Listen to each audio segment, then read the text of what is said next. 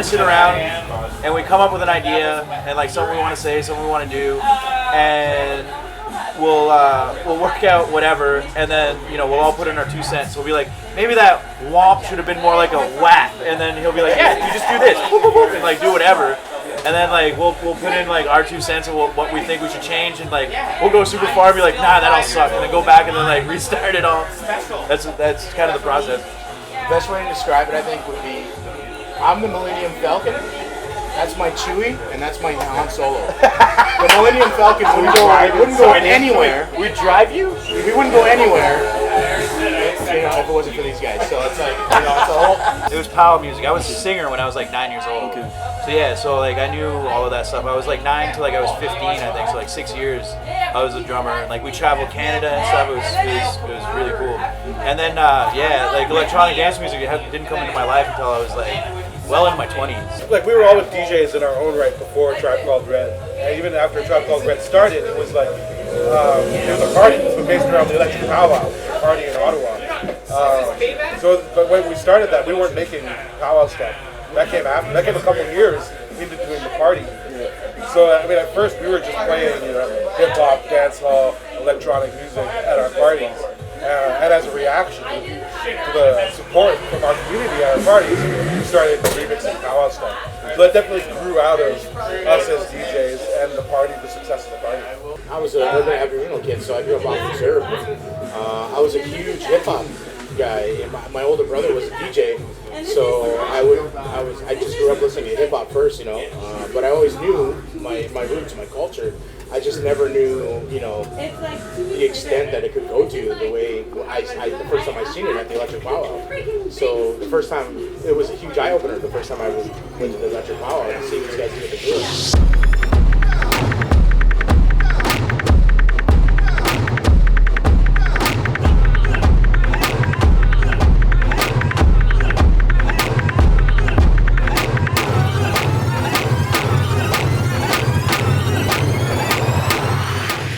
With I Don't Know More too, as he was saying, it's our civil rights movement basically, where we got pushed to a corner so far that we're like, all right, we're not gonna do this anymore, and like stand up finally collectively.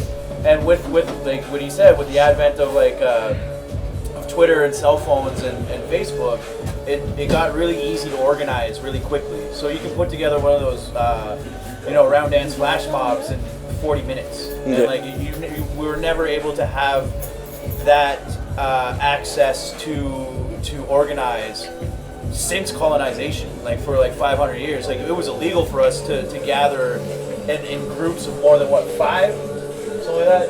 There's like 6, I think. Was it 6? Seriously, no, seriously. There was a number where there could be more than this amount of Aboriginal people in the same room together, because that's illegal. They kind of like looked at us for, like a song. We were kind of like, okay, what's Tribe Called Red going to do for, this whole movement that's happening? And The Road was actually a track that we had made a while back. That was going to be for our new record. So it was kind of a good time to release it, so.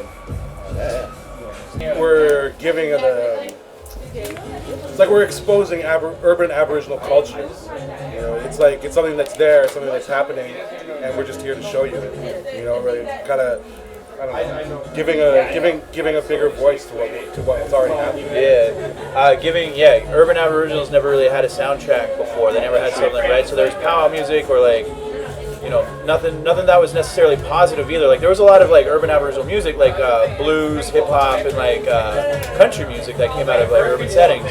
But all of that music's pretty sad. So like this is the first real like happy, not really sad undertones to the music we're doing.